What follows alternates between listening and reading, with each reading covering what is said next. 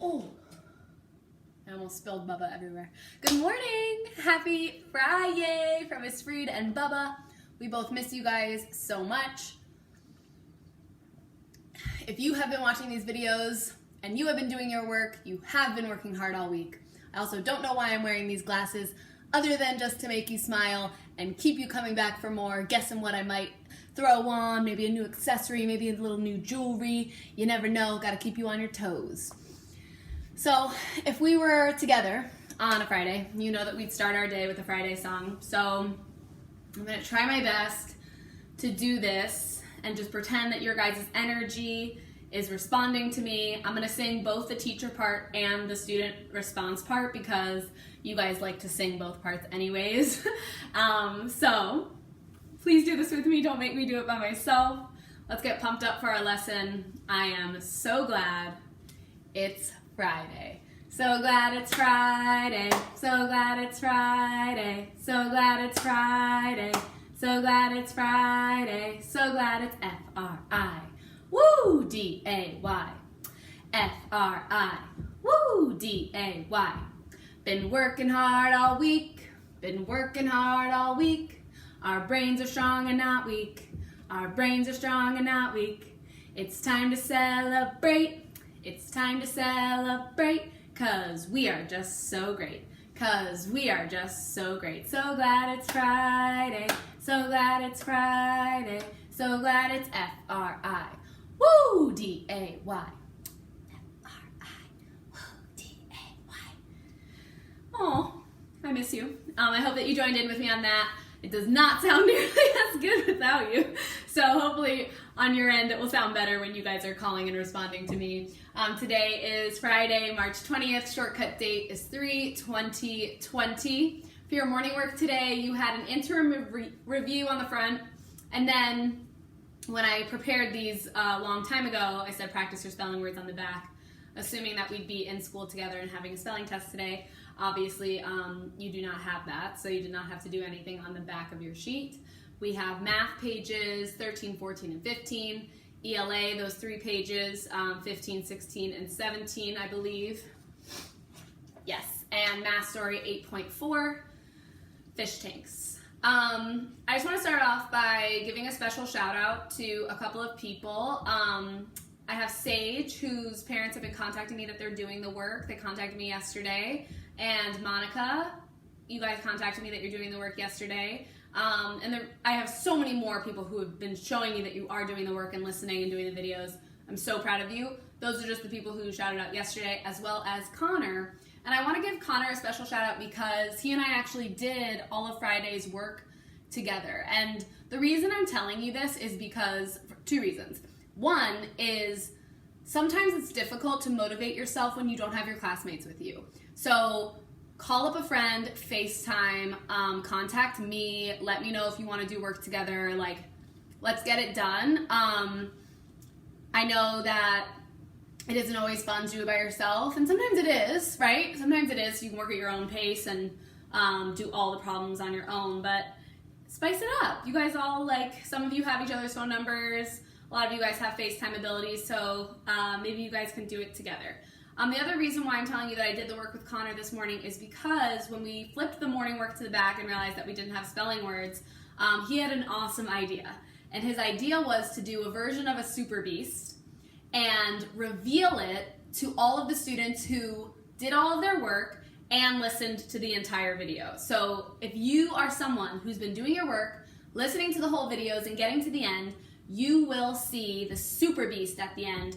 And Connor's request was a super monkey. And let me tell you guys, I had colored pencils and I had the time that I usually don't have when I'm going through rapid fire on your math stories to do this Super Beast. So if you want to see a true, drawn by yours truly, Miss Fried, super monkey, you gotta stick to the end. All right, let's dive in because we're already about 5 minutes in and I want to make sure that we get through all of the content that we need to, okay? So let's start off with morning work first. I'm gonna readjust the camera so that it's a little bit closer. Zoom, zoom. So morning work, this was your, oh no, it's showing the monkey. This is your intro review. I'm gonna hide it from you, I'm just gonna talk to you about it. So it says that we have to find a number that rounds to 900, rounded to the nearest hundreds place. You should have gotten B for that first question. A rounds to 800, C and D both round to 1000. B is the only correct answer, which was originally 852, rounded to the nearest 100, 5 or above, give it a shove, 900. Number 11 was that question about Carmen and her sister saving pennies, and then both taking out of their total, they gave 250 away. So Connor and I made a plan of attack of doing 592 plus 128, take away 250, and what are we left with? And we got 470. Now, the thing that we both were really grateful that we did is we took the time to jot what we were solving for beforehand, because if you jotted what you were solving for, it says the total number of pennies rounded to the nearest 100. So yes, our answer is technically 470. There is no 470 because we need to round 470 to the nearest 100, got to 500, and the answer for number 11 is B as in boy, 500. And last question is number 12, and we made 5 groups of 70, and we know that the total is not going to be 75, because if you have 70 in each group and you have 5 groups, you're going to have way more than 75 balloons ultimately. So we automatically were able to slash C and D that says that Andy is correct, because we know Andy is not correct. And we were able to decipher, because the reason that Andy got this question incorrect is because he added 7 plus 5. He did the wrong operation. Andy should have done multiplication. So your correct answer for that final question, number 12 on your morning work, is A. Also B, Andy is incorrect because 70 plus 5 does not equal 75. That's kind of a silly question and it's not true. You guys, I have some terrible news. Bubba, you know how Bubba spilled? It spilled on the monkey, but it's still cute.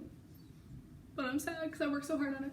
But if you say at the end of the video, you will be able to see the monkey. Oh my gosh, I didn't read Be the Sun, Not the Salt. My Fri-YAY brain. I need to take a meditation. Recenter. While I'm recentering and getting focused, make sure you have all your materials with you. We just went over morning work. Make sure you have your Math Ready book ready, open to page 13. Make sure you have your ELA book open and ready, open to page 15, and your 8.4 math story. Okay. I think the glasses are throwing me out. All right, so yesterday we read lesson 18, which is do the next right thing. Lesson 19 says, make your motive clear and clean. So a motive is essentially a goal. So make your goal clear, make what you want clear and clean. It is important to understand your motive for doing or saying something, and then make it clear to others. In other words, make sure that you have no hidden agenda. Avoid passive-aggressive behavior. Say what you mean and mean what you say, you guys! Oh my gosh, I say that at least 100 times a day, right? I say what I mean and I mean what I say. And don't say it meanly. People smell dishonest intentions. When you are about to act or speak, ask yourself, what is my intention? Consider also when your motive is pure. For instance, if your motive is to make someone aware of a mistake that they made in their work so that they won't make the same mistake again, that's good. Then it's pure, and the person is likely to accept what you have to say. If your motive is to make someone aware of the error but also make them feel shameful, your motive is impure, and the person will likely be defensive. They will likely bristle when you want to speak to them again, for good reason. In general, when we trust that person has good intentions, we cut them slack. If their intent is impure, we distrust everything they say from that point on. As long as your intention is positive, you do not have to worry about a thing. Intent will always carry the day. When you are clear about your intentions, others will then hold you to it, which is a good thing. The moment there is suspicion about a person's motives, everything he does becomes tainted. And that's by Gandhi. All right, we're 10 minutes in. Let's go to math. The first question again is elapsed time. We have the question here asks us, Ling started walking her dog at 3:30 p.m. and finished at 4:30 p.m. How long did it take to walk her dog? So we have the number line here to help assist us, but we should know that 3:30 to 4:30 is equivalent to 1 hour, and that 1 hour is equivalent to 60 minutes. So your correct answer is C. For number 18, if you are fluent in math facts, this should have felt quite simple for you. If you're not fluent in math facts, it probably felt quite difficult as you had to do lots of rounds of repeated addition in order to get to your final answer. So the answers for number 18 is no, yes, yes, yes. Number 19 on the back says, each figure represents a tiled bedroom floor. Each tile has an area of 1 square foot. Which figure represents a bedroom floor that has an area of 54 square feet? As you went through, you should have found the length and the width of all the bedroom tiles or the bedroom floors and multiplied them together to find the total area. And you'll know that the only one that is equal to 54 is B. So your answer to 19 is B. 20, this one was kind of funky. The best way to do it would have been to kind of do a little model of each one, and your correct answer is D. For number 21, I had a couple of requests to go over this one clearly, so I drew it on the board here. So as you remember, area is the space inside, or the amount of, if a rug is on the ground, the amount of floor that the rug is covering, right? So it's the amount of the total space inside. The way that we solve for it is length times width, which eventually, when you have a lot of practice with it, solving for squares and rectangles becomes quite simple.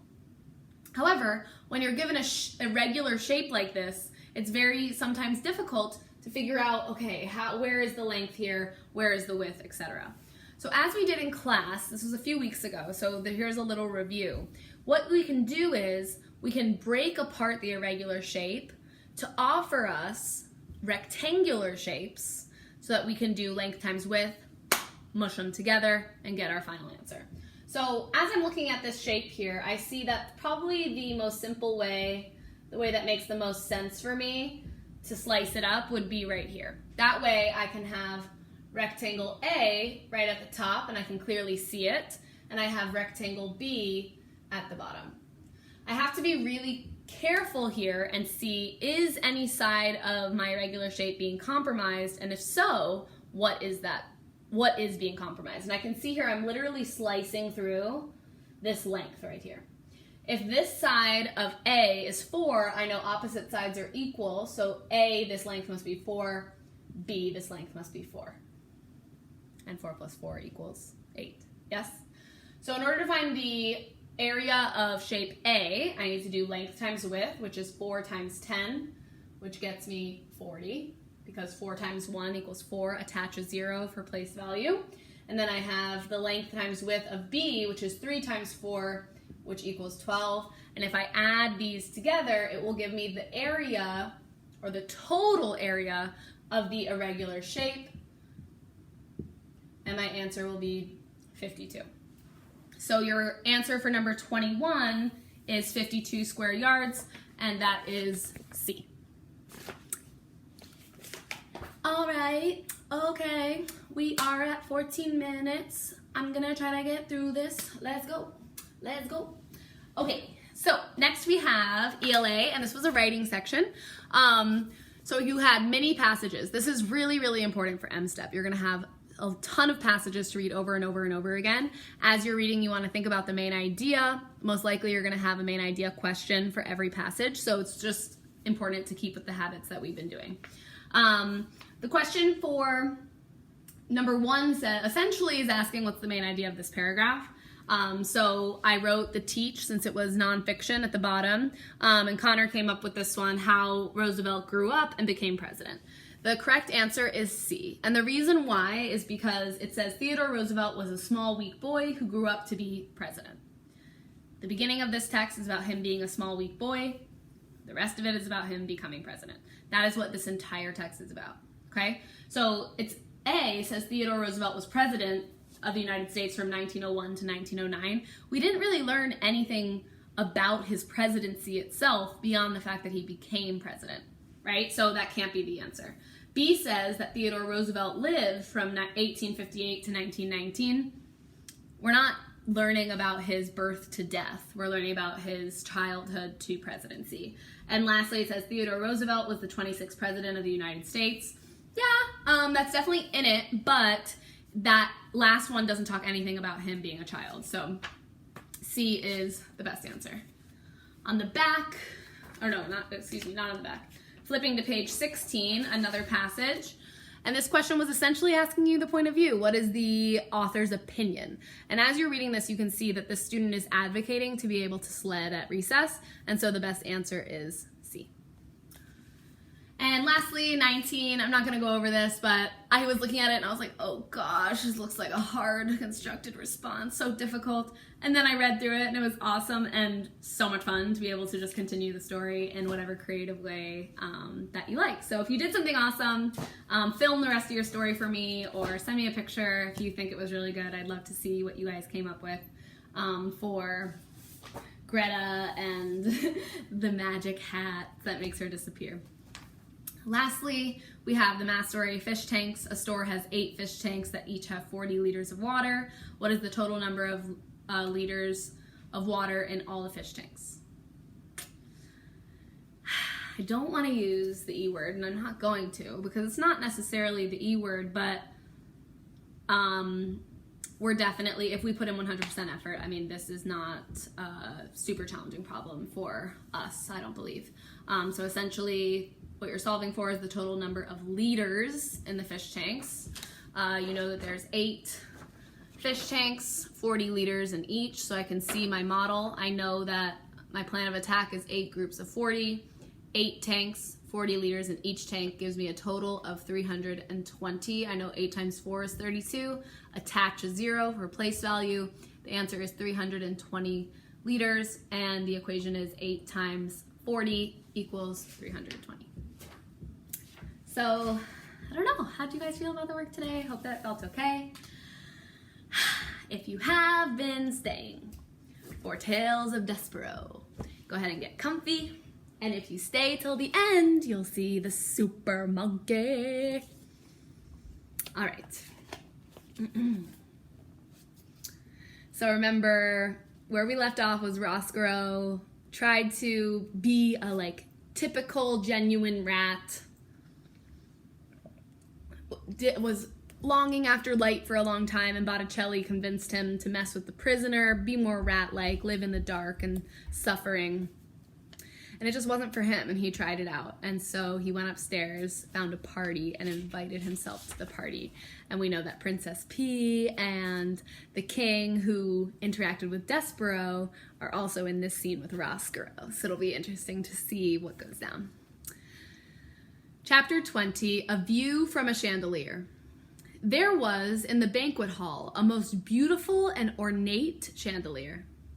The crystals that hung from it caught the light of the candles on the table and the light from the face of the laughing princess. They danced to the rhythm of the minstrel's music, swaying back and forth, twinkling and beckoning. What better place to view all this glory, all this beauty? There was so much laughing and singing and juggling that no one noticed as Roscoe crawled up a table leg and onto the table. Ew, a rat on the table. And from there flung himself onto the lowest branch of the chandelier. Hanging by one paw, he swung back and forth, admiring the spectacle below him. The smells of the food and sound of music and the light, the light, the light. Amazing, unbelievable. Roscoe smiled and shook his head. Unfortunately, a rat can hang from a chandelier for only so long before he is discovered. This would be true even at the loudest party. Reader, do you know who it was who spotted him? You're right, the sharp-eyed Princess P. A rat! she shouted. "A rat is hanging from the chandelier!" The party, as I have noted, was loud. The minstrels were strumming and singing, the people were laughing and eating, the man with the jingle cap was jingling and jingling. No one in the midst of all this merriment heard the pea. No one except for Roscoe. Rat. He had never before been aware of what an ugly word that was.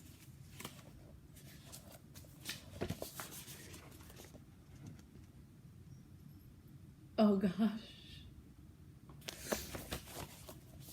A rat. In the middle of all that beauty, it immediately became clear that it was extremely distasteful syllable. Rat. A curse, an insult, a word totally without light. And not until he heard it from the mouth of the princess did Roscoe realize that he did not like being called a rat. He did not want to be a rat. This revelation hit Roscoe with such force that it made him lose his grip on the chandelier. The rat, reader, fell. And alas, he fell right directly into the queen's bowl of soup. That's it. If I get enough emails that you guys need to hear the next chapter, I'll read another chapter tonight before bed in my PJs for you, because that's really suspenseful, but I don't want to make this video go on too much longer. And if you are here at the end of this video, that means that you are a super beast, you are a super monkey. You guys, I drew this. I did look up cartoon monkey on Google for inspiration, and there's some green on the top of his head because Bubba spilled on him, and so the ink ran through. So just pretend the green isn't there. You guys! Obviously, I would never be able to do this on your math story, because it took me a long time. But how cute is that? You're a super beast, you're a super monkey. Obviously, we don't have work over the weekend. Saturday and Sunday you have off. Monday I'll continue making and posting these videos. If you guys have any feedback or anything that you need or anything different that you need from the videos in order to help you academically, please let me know. I'm so proud of you. I miss you like crazy. Thinking about you all the time, and I hope that you're using this opportunity to smile and enjoy being in your home and with your family. And I know that it's not always easy to do, but gratitude always wins. All right.